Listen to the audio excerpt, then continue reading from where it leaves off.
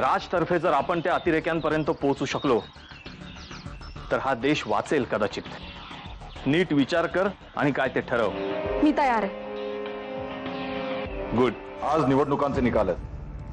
आपल्या विजयासाठी प्रार्थना करा. आमचा पत्नी धर्म आम्ही चांगला जाणतो रणवीर राजे, पण सतत देवीच्या दारात जाऊन तिच्या समोर मागायला नाही आवडत आम्हाला.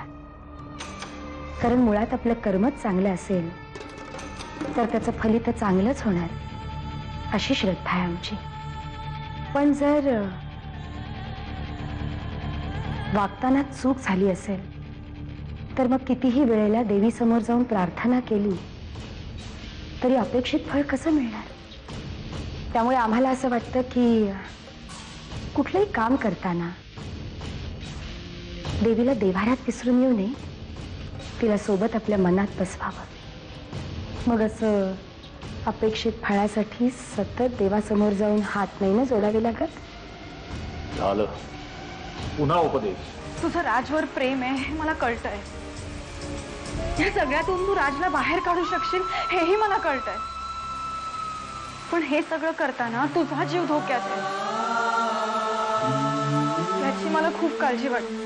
आम्ही कुणालाही उत्तर द्यायला बांधील नाही आहोत. आणि हा काय तमाशा लावलाय तुम्ही? आम्ही राजे आहोत. असल्या क्षुल्लक पदांसाठी आम्ही कधीच मोहताज नव्हतो. एक साधी निवडणूक होती, त्याचा एवढा गाजावाजा करायचं कारण नाही.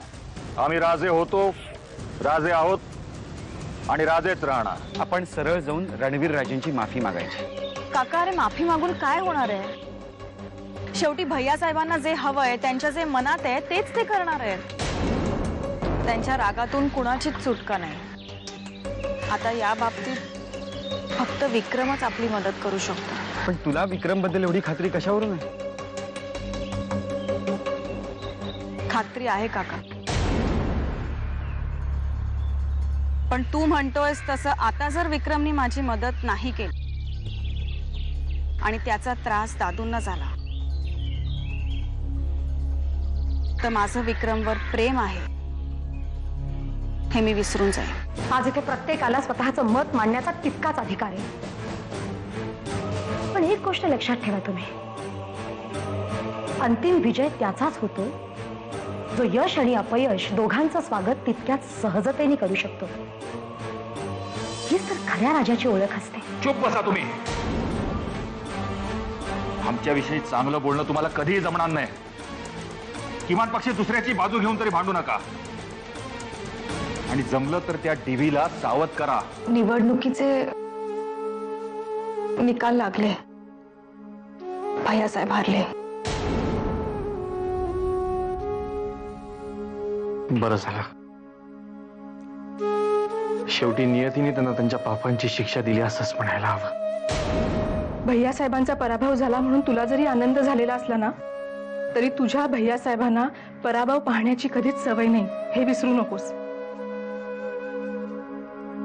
या पराभवासाठी त्यांनी डीव्ही सरांना जबाबदार धरलं ना तर ते देवयानीलाही त्रास द्यायला पुढे मागे पाहणार नाही. देवयाने तू काळजी करू नकोस. आम्ही बोलतो विक्रमशी. आमची खात्री आहे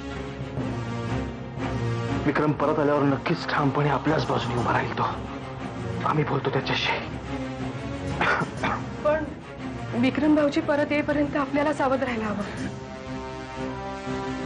रागिडी वहिनी, तुम्ही प्लीज या गोष्टीचं टेन्शन घेऊ नका. तुम्ही फक्त निर्भयांची काळजी घ्या. सगळं ठीक होईल. ठीक होईल. विक्रम भाऊजींवर अवलंबून तुम्ही दोघेही भैयासाहेबांच्या बाबतीत निर्धास्त आहात. कारण तुम्ही त्यांचं दुसरं रूप पाहिलेलं नाही. ते रूप मी पाहिलंय जवळून. म्हणून काळजी वाटते ग मला.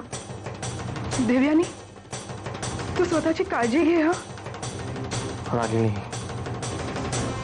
काळजी करू नकोस. सगळं व्यवस्थित होईल.